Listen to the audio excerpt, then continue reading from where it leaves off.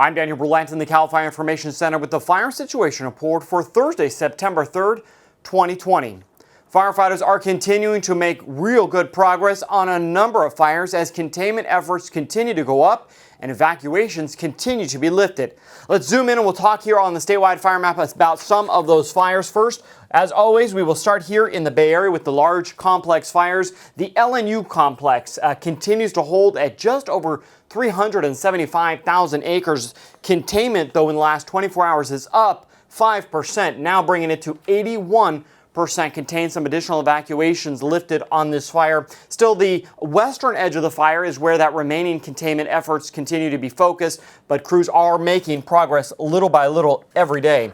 Over here in the East Bay, the series of fires east of San Jose is the SCU Lightning Complex. This fire did not grow overnight. It continues to hold at just over 390,000 acres.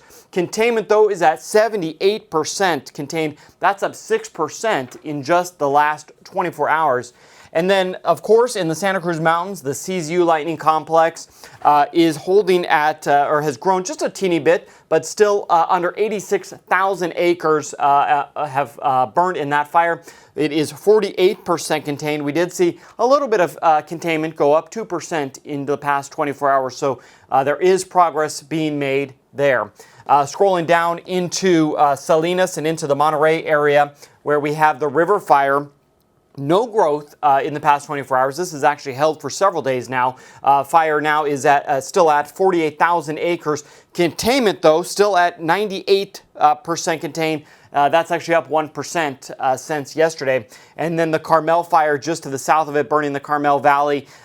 It is 6,900 acres, holding at 98% contained. So a lot of good progress being made, very close to full containment on these two fires. We'll head back up north where we'll cover a couple of the other fires that we have been talking about the last couple days. Right here south of Susanville, this is the Sheep Fire.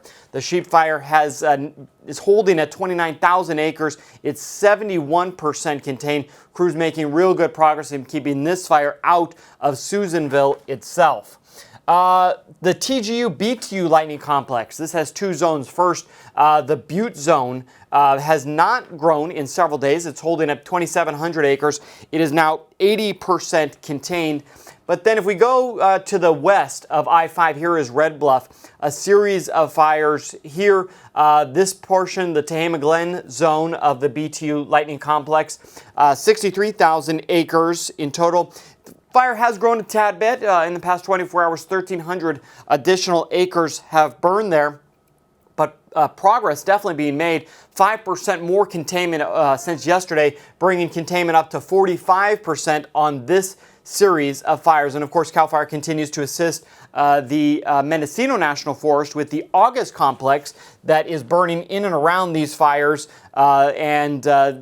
good progress continuing to be made there as well. So crews are making progress every single day. We are seeing containment numbers go up and up and up. As of today, though, there are still 22 major fires that are burning. While many of them are very close to containment, we have nearly 13,000 firefighters that are on the front lines. Now, we have reduced the number of firefighters since the peak of this fire siege, which has now been burning for almost 3 weeks.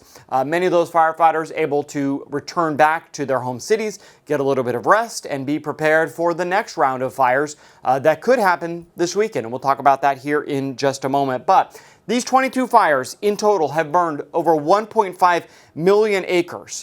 8 people have tragically died in these fires. And as of today, there are over 12,000 people that remain evacuated by these fires, but that number too is decreasing each day. Let's talk about weather conditions. As we have mentioned, we are expecting temperatures to continue to increase. And in fact, we are going to see excessive heat across much of California. Even down in Southern California, the beaches, the coastal areas are going to hit some high temperatures. You can see excessive heat covering almost all of Southern California. So it is going to be a very hot, the low desert could see up to 120 degrees this weekend. So it will be for sure an extreme heat wave.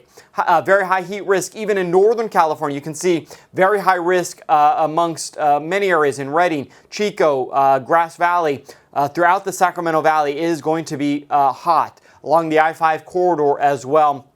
If you're in this magenta color, this is where the high heat is going to affect everybody. As it starts to go down, the red, the orange, the red is for those that are sensitive to heat, the yellow being at a lower risk. But you can see just a significant amount of color on the board here showing that high risk heat will affect many.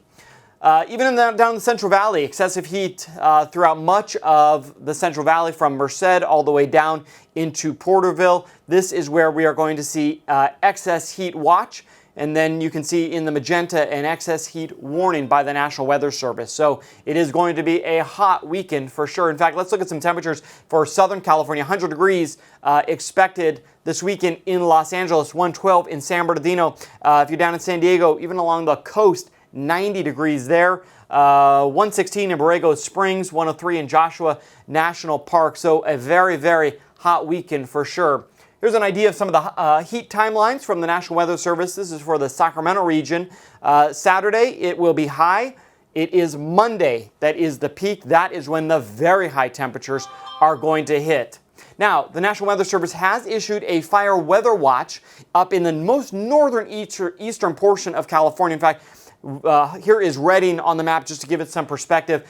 The Modoc National Forest and portions of Modoc County. Here's Goose Lake.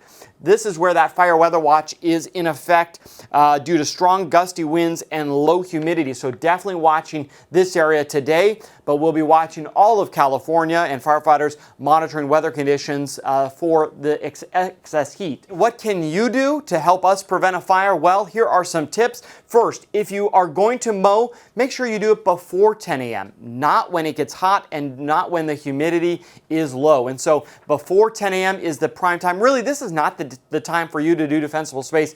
If you have not done so, this may not be the weekend to do it because even a lawnmower can spark a wildfire. That metal blade on a rock sparks a wildfire. So you've got to be extra cautious. Make sure any powered equipment has a spark arrestor. And if you're driving, don't pull over in dry grass. Make sure you pull over in an area that is clear of any vegetation. Your hot muffler in the back of your car on that dry grass could spark a wildfire, and you may never even know it. For more tips on how you can help us prevent a wildfire this weekend, visit readyforwildfire.org and check out our Prevent Wildfire section. That is the latest on the wildfires burning in California. I'm Daniel Berlant. Have a fire-safe day.